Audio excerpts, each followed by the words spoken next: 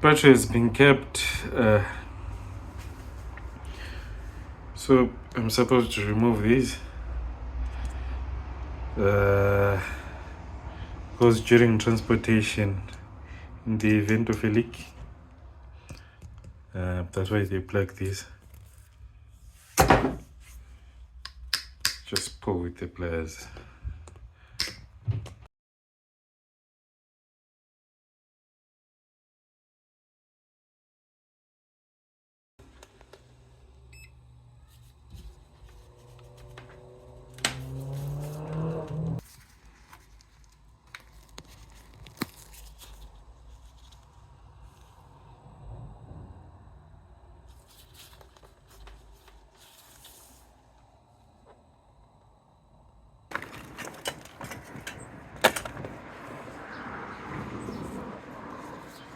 Size 10 socket.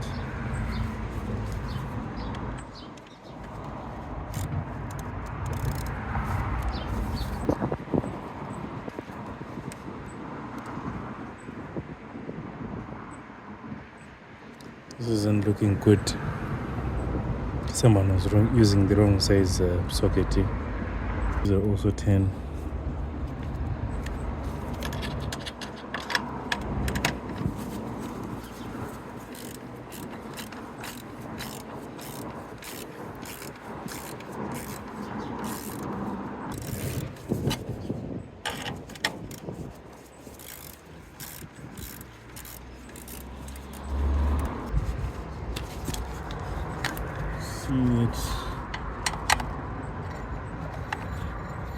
It's the holder there.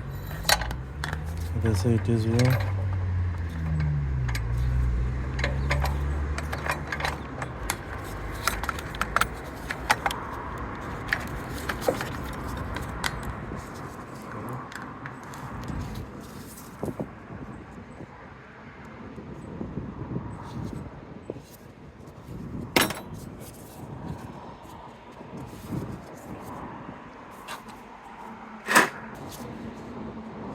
Put a flat there.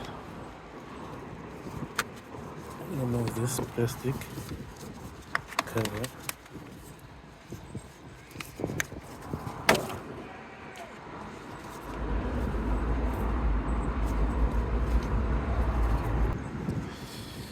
This is a tip socket, but if you notice my challenge here, this bolt is also long.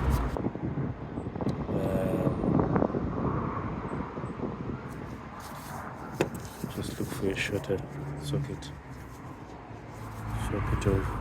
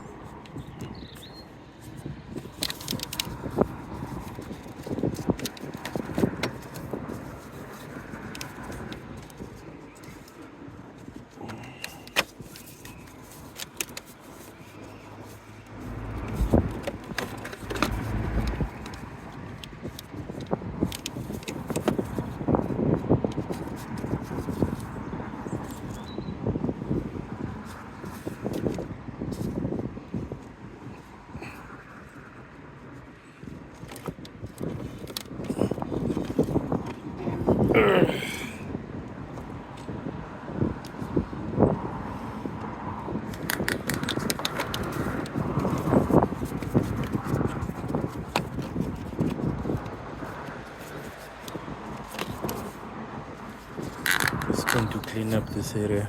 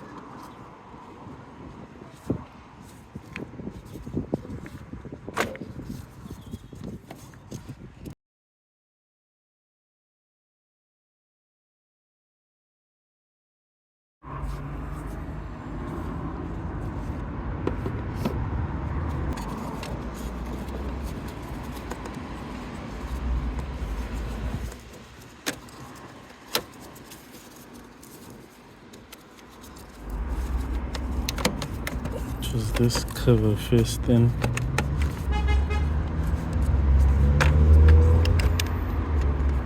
positive terminal up over it. Yeah.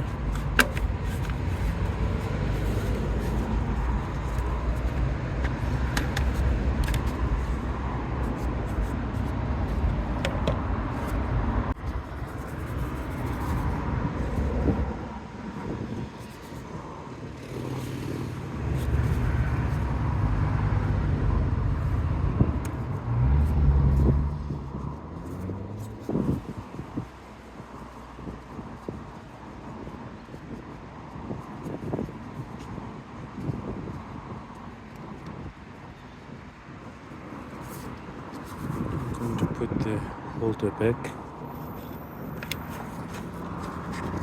then just hook it on the sides.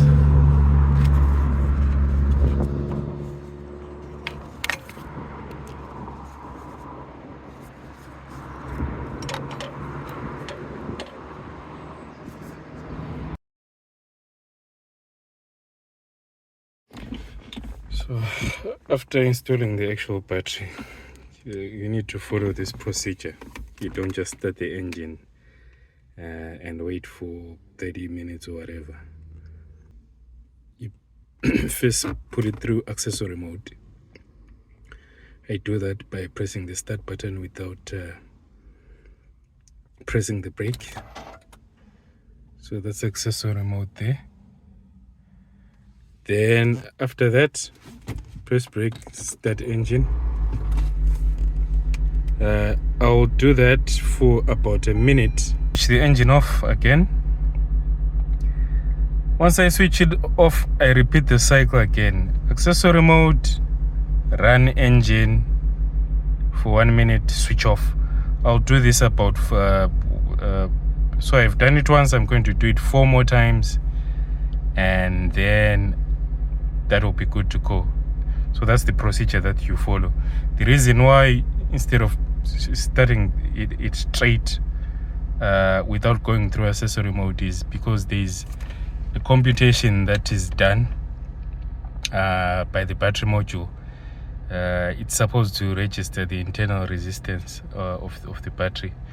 So if you don't do that, it's not going to charge properly. Basically, that's in summary.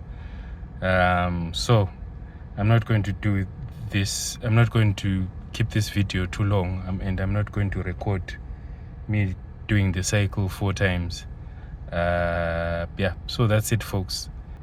I'm a bit worried though about that terminal of mine. Well, if I get some funds, I think I'm going to replace that terminal. Otherwise we'll have charging issues in the future. Catch you on the next one.